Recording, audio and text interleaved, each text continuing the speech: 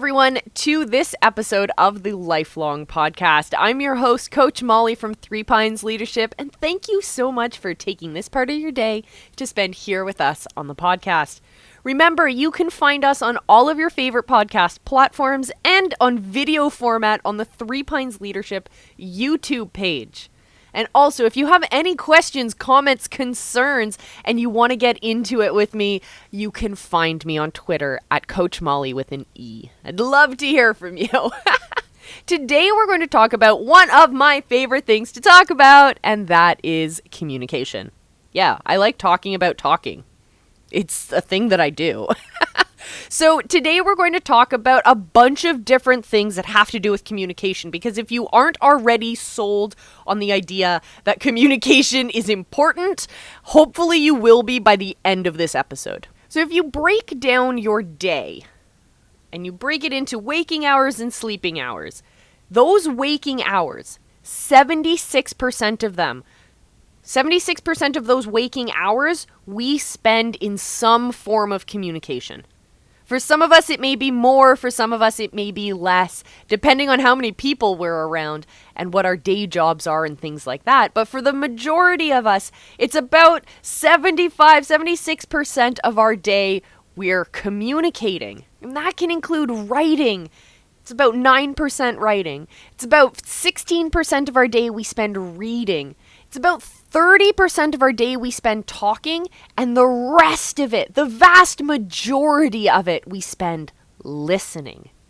And listening, there's two different parts of listening. There's hearing and there's listening. Hearing is what our ears do. It's a physical thing that happens where the sound waves hit our eardrums, and then our eardrums and our nerves and whatever transfer that information up into our brain so that we can listen. And that's where we're looking for meaning. That's where we're understanding the words and the ideas and the concepts that are being communicated. Communication is far more than just the words that come out of our mouth and the words that we hear with our ears. Nonverbal communication can include everything from facial expressions to body language to your posture. It can include the gestures that you use. It can also deal with how close you are to people and how much in their personal space you are. Nonverbal communication can also include our appearance. It can include our sense of touch. It can include the way that we gaze and where our eyes are. And it also includes our rate of speech, our pitch, and our volume. I've worked a lot as a mediator with people who are deeply entrenched in some kind of a conflict. And did you know that only 10% of conflicts actually have to do with a disagreement of opinion? 90% of conflicts actually have to do with the wrong tone of voice, the wrong body language, a misinterpretation of a message and the way that it's intended to be received. That is so fascinating to me. And once I realized that, that's why I got into and became obsessed with communication and learning about people, because conflict is not rooted in actually disagreeing with people most of the time. A lot of it has to do with posturing. A lot of it has to do with body language, tone of voice, inflection, all of that kind of stuff that has nothing to do with actually the words that come out of your mouth. Did you know that we actually think faster than we can speak? I was fascinated by that. On average, we speak about 125 words per minute. I'm probably a lot faster than that, if you haven't picked that up yet. But we can actually understand about 400 words per minute. So we speak 125, but we can understand up to 400.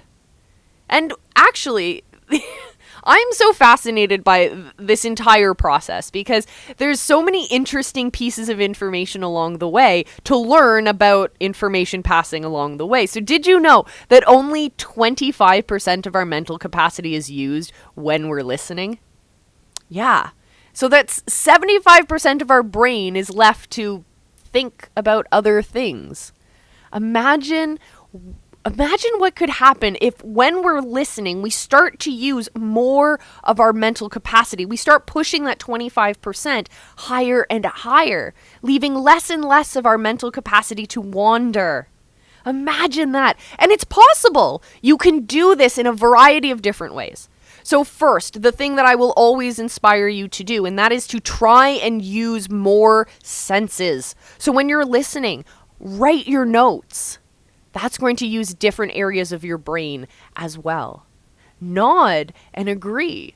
And if you really, really want to start using your brain when you're listening,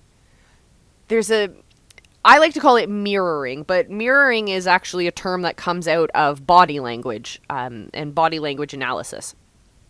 It's when you do a certain facial expression and people around you will do the same. So I just raised my eyebrows, and I'm probably guessing that those of you who are watching at home on the Three Pines Leadership YouTube page probably lifted your eyebrows in response to me doing that, and you didn't even know. It's just a little thing we do as humans. So that's mirroring in that sense. But I like to think of it as mirroring in the sense of... So mirroring in a communication sense is when you listen so intently to what the other person is saying, you then kind of paraphrase to say, just to make sure that I'm hearing you correctly, just to make sure that I understand you correctly. You're not going to repeat word for word what we're saying. That means you listened. That means you heard the words. What we want you to do instead is to say, well, what I hear you saying is this, and use it in your own words. That way, it does two things. It shows the listener, or it shows the other person that you're really listening. And it also shows them that you are so invested in this conversation, you want to make sure that you have the information correct. And it does amazing things when you use this in conversation with people. It's a great way to break down those barriers and really get to authentic communication.